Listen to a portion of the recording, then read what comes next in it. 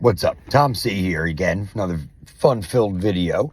My last video pertaining a certain talent in wrestling. And I said I'd make another video on what's pissing me off about the WWE in general. Well, this is it. So, I've been a wrestling fan since like 84 or something, you know. I was 12. My father wasn't really a wrestling fan, so he never introduced me to it. And so I just discovered it on my own. It was on TV a little bit. It wasn't on TV like that back then, you know. So I've been watching it for a long time. I've been to I've been to a couple classic matches. I saw WrestleMania in MetLife Stadium in New Jersey in 2013. We had terrible seats, but you know, I guess I could say I was at a WrestleMania, so that's pretty cool. So Vince McMahon had to sell WWE a couple years back, and TKO, the owner of, or the parent company of the UFC, bought it. I think Vince still has some shares. I'm not sure about that number, but he's not the owner. It doesn't matter if he has any shares or not. So over a short amount of time, not that long, TKO has not owned them all that long. They've been on their way to ripping off their customers badly. They put Raw on Netflix, which means now you got to pay for a Netflix subscription to watch Raw. It used to just be on USA Network. All you needed was, you know, basic cable, and you could have watched wrestling shows. But now they want to make some money. Peacock had all the pay-per-views. But now I believe the premium live events, which are the pay-per-views, they're going to go on ESPN now. So you got to pay for ESPN. So my question is, how many different streaming platforms do you have to pay for just to watch wrestling? Really, just to watch wrestling. I think Hulu shows the WWE Raw and SmackDown, but they're like a week later or something. You could see last week's episode, so that's completely useless if you ask my opinion. When they had the WWE Network, it was $9.95 a month, and you got to watch all the pay-per-views, and you got to watch everything. That was really the best. It really was, because pay-per-views, to watch a wrestling pay-per-view back in the day, you'd spend $50. At least the WWE Network, you could sign on, you could watch it over and over again. That was the best buy. But WWE is ripping off their people. In addition, I saw that they're having something called WrestlePalooza. I think it's in Indianapolis. You know, pardon me if I'm wrong, but it's in maybe a month and a half, approximately. WrestlePalooza, and they had the pre-sale. This is not certified resellers. This is Ticketmaster's pre-sale for the event. They want like $7,000 for front row seat. Look, apparently they want to pack the front with celebrities, but even if I was a celebrity and I had money like that, I would never pay that kind of money for a front row seat at a wrestling event.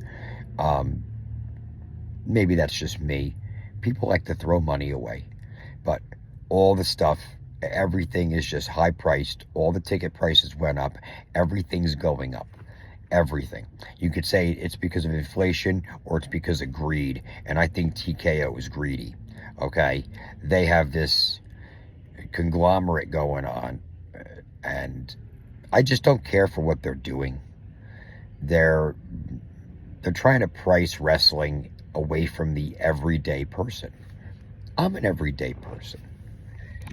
Your chances are an everyday person. I'm trying to get the sun glare out of my face. The sun's kind of in the way here.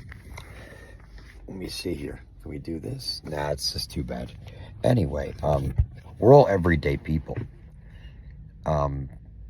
They're doing it, and there are people that are still paying for the stuff, which is why they're going to succeed with it, because like I said in other videos, people aren't that smart nowadays. They're just not.